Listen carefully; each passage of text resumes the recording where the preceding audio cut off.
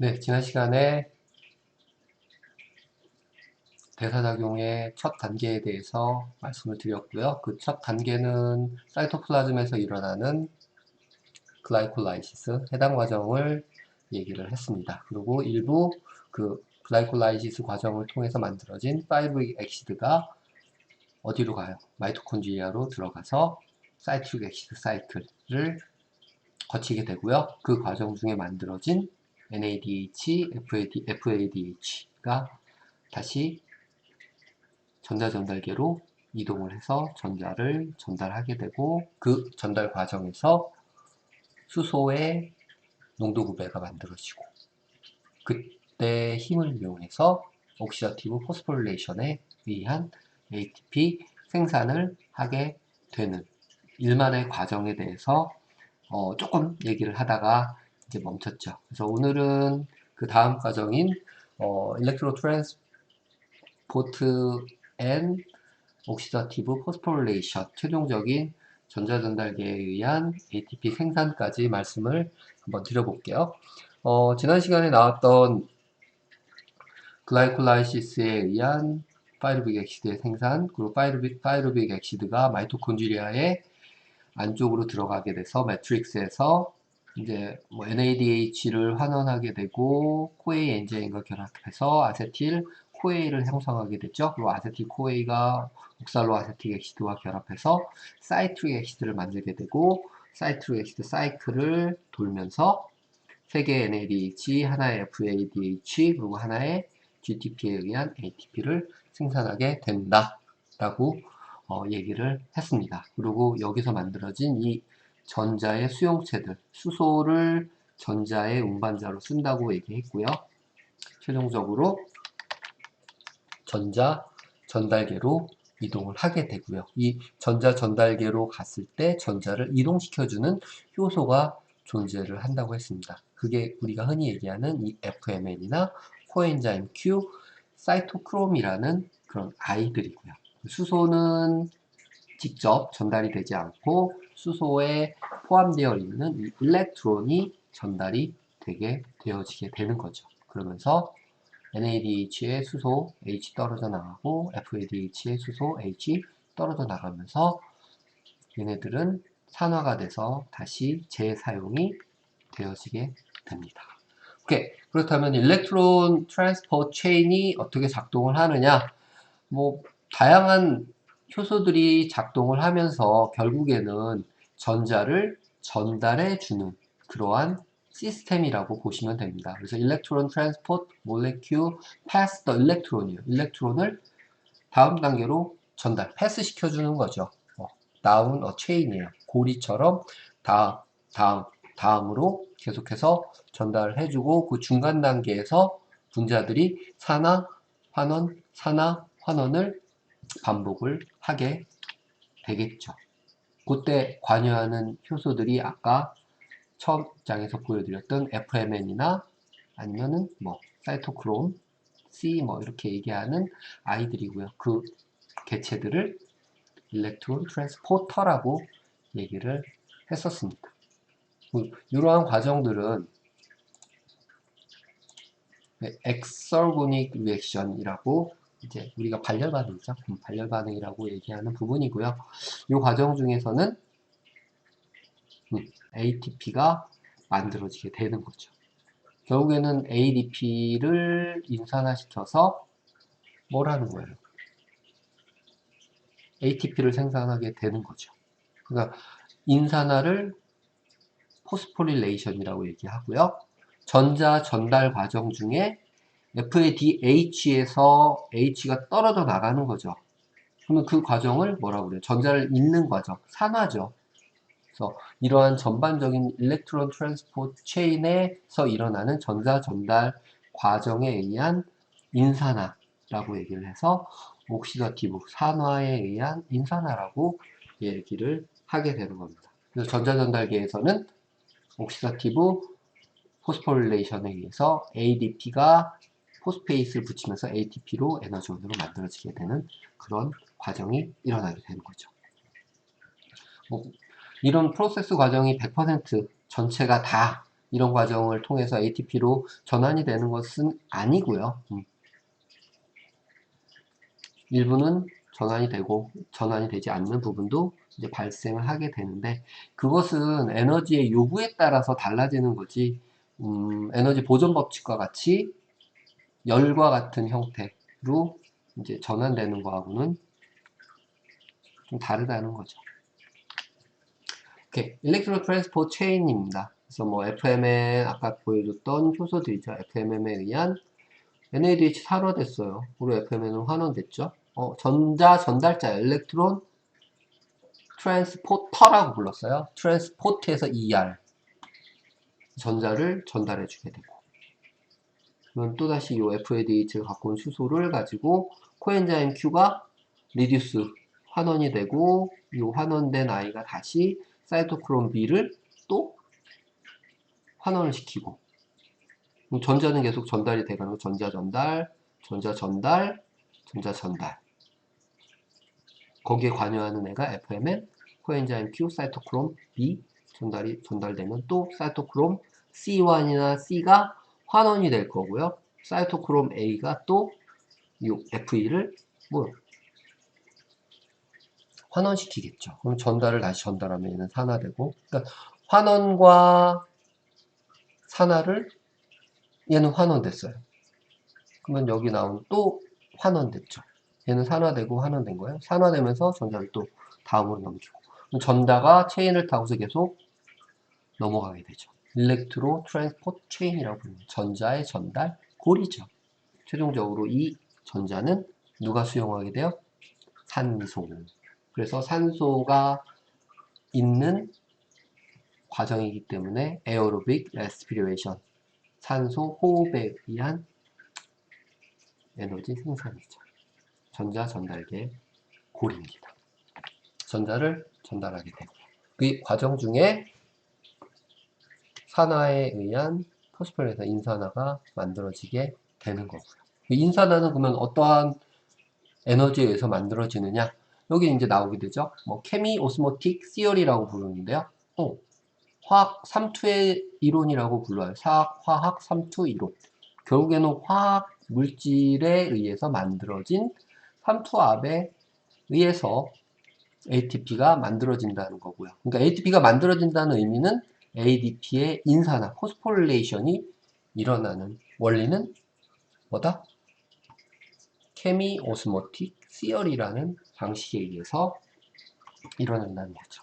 결국에는 일렉트로 트랜스포트과 옥시다티브 포스포릴레이션이 따로 별개로 있는 게 아니고 이어져서 일어나는 것이고요. 그 전달 과정에서 요 케미 오스모틱, 오스모시스죠. 어떻게 보면 화학 삼투가 발생을 하게 되고, 그 힘에 의해서 ADP의 인산화에 의한 ATP 생산이 된다라는 겁니다. 그래서 일렉트론 트랜스포트 퓨엘 프로톤 펌프예요. 일렉트로 트랜스포트이 되면서 프로톤 펌프의 작동을 전자가 작동을 시켜주게 되고요. 이 펌프에 의해서 수소가 안쪽의 매트릭스에서 중간에 인터메디에이트 스페이스로 펌프아웃이 되게 됩니다. 이너 멤브레인과 아우터 멤브레인 사이 공간이에요. 이 사이에 수소가 많이 모이게 되면은 휴지 컨센트레이션 그레디언트, 수소의 농도 구배가 커지게 되고요. 그 많은 농도의 수소가 안쪽으로 밀려 들어오려고 하는, 마치 댐과 같은 거죠. 수력발전소에서 댐을 만들어서 물을 높은 곳에 가둬놓게 되면 밑으로 흘러내리려고 하는 강한 힘이 생기듯이, 전자 전달을 통해서 프로톤 펌프, 수소 운반 펌프를 돌려서 수소를 계속 빼내게 되면은 수소가 한쪽에 쌓이게 되고 안쪽으로 들어오려고 하는 압력이 발생을 할 겁니다. 그때 요 이너 멤브레인 쪽으로 들어오는 수소의 힘을 이용해서 무브먼트 오브 프로톤이에요. 수소가 어크로스 멤브레인을 통과하면서 거기에 존재하는 ATP 신세이즈, ATP 생산 효소를 가지고 인을 ADP에 붙여서 ATP를 생산하게 됩니다. 결국에 ADP가 ATP로 되는 거는 포스포릴레이션, 인산하잖아. 인이 두 개 붙은 거에다가 하나 더 붙여준 거니까 그거를 하는 아이가 ATP 신세이즈고요. ATP 신세이즈가 작동하게 하는 원리는 바깥쪽에 높은 농도의 수소가 안으로 밀려 들어오면서 터빈을 돌리듯이 작동을 시키는 거죠. 그게 케미 오스모틱 시어리입니다. 그림으로 보면 이렇죠. 이게 하나의 first pump, second pump, third pump라고 되어 있는데요. 이 부분이 마이토콘드리아의 이너 멤브레인이고요. 이너 멤브레인에 전자전달계가 존재한다고 그랬어요. 크리스테. 이 크리스테에 존재하는 일렉트론 트랜스포트의 트랜스포터들이 전자를 전달하면서 프로톤 펌프에 파워를 만들어내서 수소를 요 중간 아우터 멤브레인의 사이 인터미디에 스페이스에 뿜어내게 되고요. 여기에는 수소 농도가 높아지게 될 거예요. 안쪽은 수소 농도가 낮아지게 될 거고요. 최종적으로 이 높은 농도의 수소가 이 프로톤 펌프들은 바깥으로 내보내는 역할만 하지 안으로 거꾸로는 못 들어와요. 내보낼 때 에너지를 쓰죠. 어디서 나온? 전자 전달계에서 일렉트론이 넘어가면서 트랜스포트 되면서 수소를 뿜어내게 되고 바깥쪽에 높은 농도에서 통로가 하나 있어요. 수소만 통과시켜요.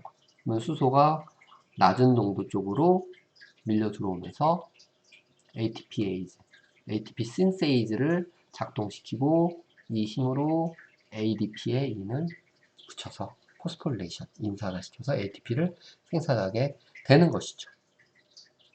그리고 여기에서 전자전달 과정에서 최종적인 전자는 수소와 함께 누가? 산소가 받아주면서 HO2, 물이 만들어지게 되는 거고요. 이게 전자전달기의 맨 마지막 단계예요. 결국에는 일렉트로 트랜스포트 앤 옥시다티브 포스포릴레이션, 인산화가 이어져서 일어나게 되는 거죠. 옥시젠의 기능은 무엇이냐? 아까도 말씀드렸지만 산소는 가장 강력한 일렉트론 억셉터입니다. 그래서 산소가 without, 없을 경우 파이널 억셉터로 존재하지 않으면 이 반응은 스탑이 되게 돼요. 결국엔 산소가 있을 때만 이 전자전달계에 의한 ATP 생산이 일어나게 되겠죠. 그래서 사이트릭 액시드 사이클과 일렉트로 트랜스포트는 요 산소를 지속적으로 요구를 하게 되는 거고요. 산소를 우리가 섭취를 해서 이러한 반응들을 하기 때문에 옥시던트 라디칼이라고 하는 활성산소들이 만들어지는 거죠. 산소 오버트 에너지를 생산하는 과정 중에 그것을 또 빨리 제거를 해줘야 이 과정이 원활하게 작동이 돼서 계속 일어나게 될 것이고요. 최종적으로 산소가 전자와 수소를 받아들이면서 두 개의 H2는 물이니까요. 그쵸? 두 개의 물을 만들어내게 되는 것입니다. 전체적으로 글루코즈가 분해돼서 글라이콜라이시스 그리고 미토콘드리아 안에서의 전자전달계 과정을 통해 CO2하고 물을 만들어내게 되고 ATP를 생산을 하게 되어지는 거죠. ATP 밸런스 시트라고 되어 있는데 그럼 최종적으로 만들어지는 ATP의 숫자는 몇 개냐 한번 따져봅시다. 다이렉트하게 만들어지는 것 같은 경우는 이제 여기 글라이콜라이시스하고 사이트릭 애시드 사이클을 통해서 글라이콜라이시스에서 4개가 만들어지고 2개가 사용돼서 2개가 남았죠. 플러스 2 그리고 사이트릭 애시드 사이클에서 각각 GTP에 의해서 하나씩 만들어지는데 2개니까 곱하기 2에서 2개, 총 4개가 다이렉트하게 만들어지게 되고요. 나머지 ATP들은 대부분 옥시더티브 포스포릴레이션, 산화에 의한 인산화에 의해서 전자전달계를 통해서 ATP가 이제 생산이 되게 됩니다. 그래서 뭐 theoretically 하면은 이제 이론적인 거고요. 이론적으로 따지면은 NADH는 3개의 ATP를 환원시킬 수 있다고 그러고요. 하나의 FADH는 2개의 ATP를 환원시킬 수 있다고 합니다. 그러면은 앞에 생산대에서 만들어진 NADH하고 FADH의 숫자를 계산을 하면은 총 만들어지는 이론적인 숫자는 36에서 38의 ATP가 하나의 글루코즈로부터 만들어질 수가 있다라는 거고요. 실제 만들어지는 숫자는 이제 3, 2가 아니고 2.5, 2.5, 1.5 해서 2.5개 그리고 1.5개를 환원시켜서 ATP를 만든다. 계산을 하게 되면은 액츄얼하게 만들어지는 글루코즈로부터의 ATP 숫자는 30개에서 32개라는 거죠. 그래서 이론적인 거는 36에서 38, 실지는 30에서 32의 ATP가 생산이 되게 됩니다. 여러분들은 이 테이블을 잘 기억을 하시면 돼요. 실질적으로 글라이콜라이시스 과정 중에서 글루코즈가 파이루빅 액시드로 만들어질 때 이제 뭐 변함없이 만들어지는 사이트릭 액시드 사이클의 두 개니까요. 4개 ATP는 기본적으로 만들어지게 되고요. 요 파이루빅 액시드가 만들어질 때 아까 2개의 NADH가 만들어진다고 되어 있죠.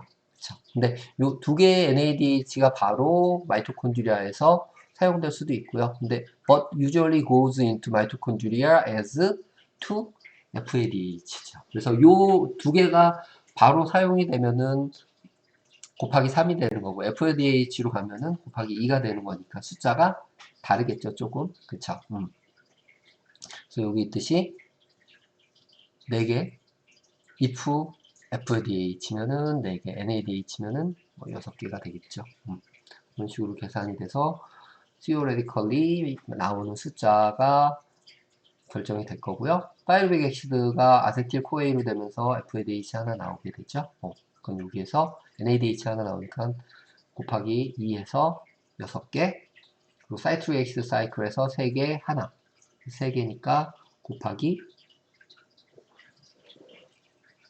2에서 6개, 2개죠. 그러니까 6개가 나오게 되는 거고요. NADH 6개 곱하기 3에서 18개, FADH 2개에서 곱하기 2 하니까 4개. 이거를 다 더하면 32개 또는 34개가 되는 거죠. 여기에 4개를 더하면 36개 또는 38개. 액츄얼은 실질적으로 곱하기 2.5 또는 1.5니까요. 그것만 달라지는 거죠. 그렇게 해서 계산을 하시면은 30개 또는 32개의 ATP가 하나의 글루코즈의 분해에 의해서 생산이 되게 되어진 겁니다. 그렇죠? 여러분들이 기억해야 될 것은 실질적으로 다이렉트하게 만들어지는 ATP의 숫자, 이건 변함이 없는 애들이에요. 그 다음에 요 글루코즈에서 파이루빅 액시드로 만들어질 때 2개의 NADH, 그리고 파이루빅 액시드가 아세틸 코에로 갈 때 하나의 NADH, 그리고 사이트릭 액시드 사이클을 도는 동안 3개의 NADH, 하나의 FADH가 만들어진다. 라는 이 숫자를 알면은 거기에다가 NADH는 액츄얼하게는 2.5, 그리고 FADH는 액츄얼하게 1.5를 곱해주면은 전체 숫자가 나오는 거죠. 뭐 2점, 여기서 1점, FADH로 하건 NADH로 하건 그거는 뭐 크게 관계는 없습니다. 근데 두 개 다 얘기를 해주어서 두 개의 차이가 발생을 하는 거죠. 30개에서 32 또는 36에서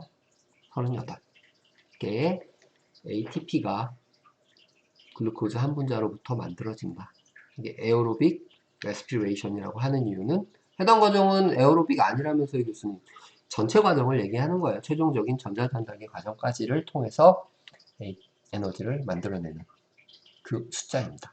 꼭 이 테이블 기억하셔서 글루코즈 한 분자가 글라이콜라이시스, 그리고 파이루빅 액시드가 아세틸코에로 전환되고 사이트릭 액시드 사이클 과정을 통해서 전자전달계에 전달하는 NADH와 FADH에 의한 옥시다티브 포스포릴레이션에 의한 ATP 생산까지.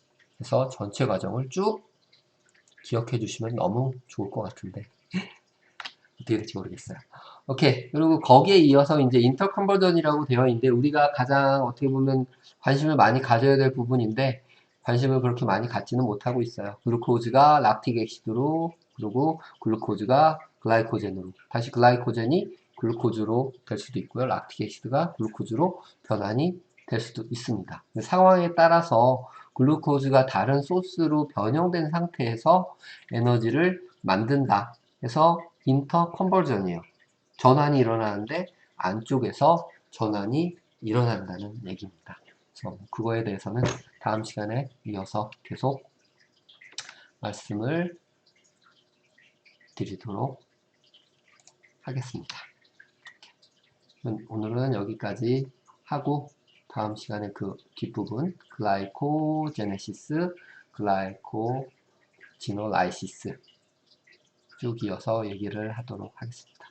네, 수고하셨습니다.